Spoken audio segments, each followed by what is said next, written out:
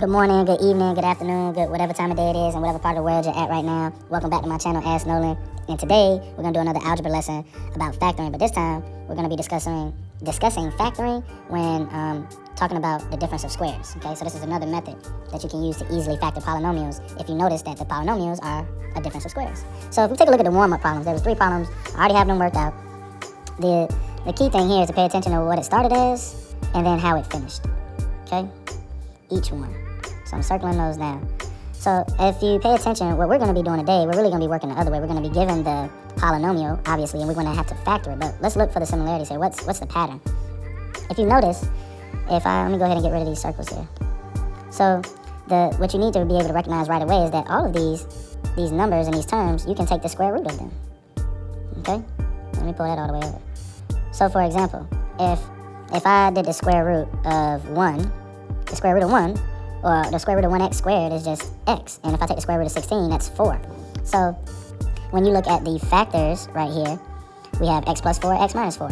Now, the other thing that you need to pay attention to is that there has to be a minus sign, okay? There has to be a minus sign between the two terms. Because if it's a plus sign, we're not going to be able to use this factoring method. So as long as there's a minus sign, and what I mean by that, there's a minus sign here, there's a minus sign there, there's a minus sign there. When we have a minus sign and you also recognize that both of the terms are perfect squares, which means we can take the square root, then we can basically assume that that we're dealing with a difference of squares. So let's go ahead and take a look at some problems to see exactly what I'm referring to. So as we take a look at number 1, we know we could put a 1 in front of that a squared, and then if we take a look, we can take the square root of both of these numbers of terms. The square root of 1a squared is just a, and the square root of 4 is 2. So when we write our factors, we're going to have a plus 2 and a minus 2. And that's it. And remember that when we're talking about the difference of squares, it always has to be in the form of something plus something times something minus something. Okay? So let's take a look at number 2.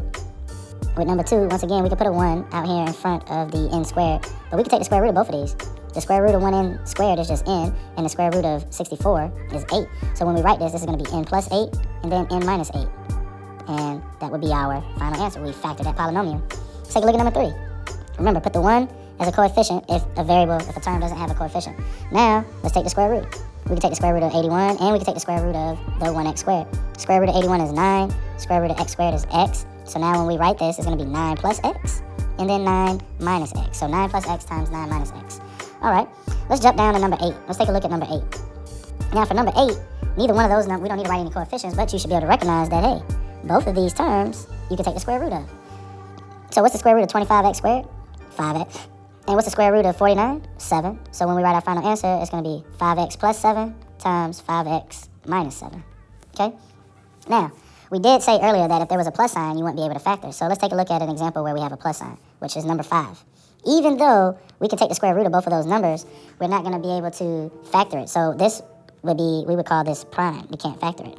Okay? Now, if we changed it, let's say if number 5, and we'll call this 5a. Let's say if number 5 said k squared minus 25. Well, yeah, we can take the square root of 1k squared, and we can take the square root of 25. Square root of 1k squared is k. Square root of 25 is 5. So then we can write the answer as k minus 5, k plus 5. And it doesn't matter which one goes first. You can put the plus sign first or the plus sign second. It doesn't matter. Your answer will still be correct. Let's see here.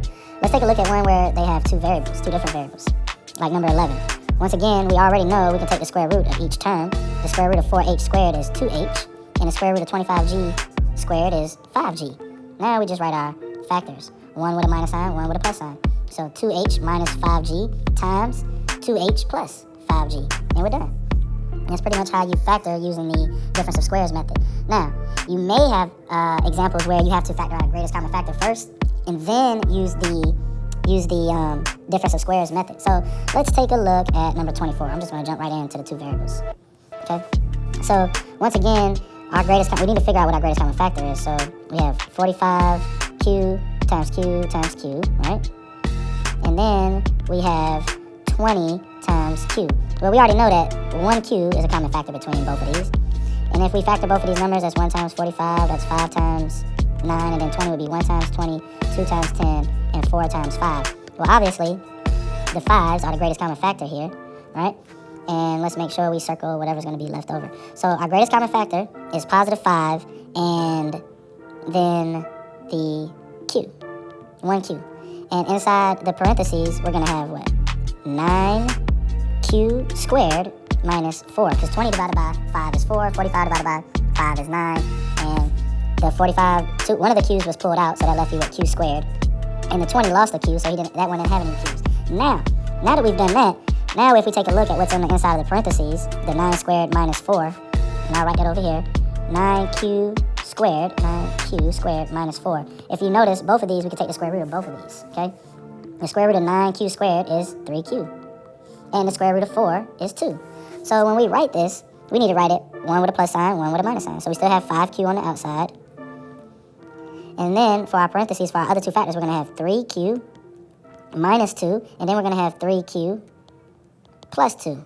And this would be our final answer for number 24, okay? And let's take a look at one of the easier ones. We'll take a look at number 21, and then we'll wrap this up. So for number 21, once again, we want to find the greatest common factor between 2n to the second power, which is 2 times n times n, and 72. Well, we know there's no variables that's going to be a greatest common factor. And the greatest common factor here has to be 2, because 2 can only be factored into 2 and 1. So 2 times 36. We don't have to write out the rest of the factor pairs. We already see. And we're going to circle those leftovers. Now, the greatest common factor for both of these is 2. So we write 2 on the outside. And on the inside of the parentheses, we're going to have n squared minus 36. Now we need to just focus on the n squared minus 36, So we have 1 n squared, and we have negative 36, or minus 36. We can take the square root of both of those terms. The square root of 1n squared is just 1n, and the square root of 36 is 6. So now we need to write all of that in parentheses with a plus sign and a minus sign. The 2 remains, the factor of 2 remains, and then we write out our other two new factors, n minus 6, n plus 6, and that would be our final answer. So, that is how you factor using the difference of squares method. Hopefully you learned something today. I'll holler at y'all later.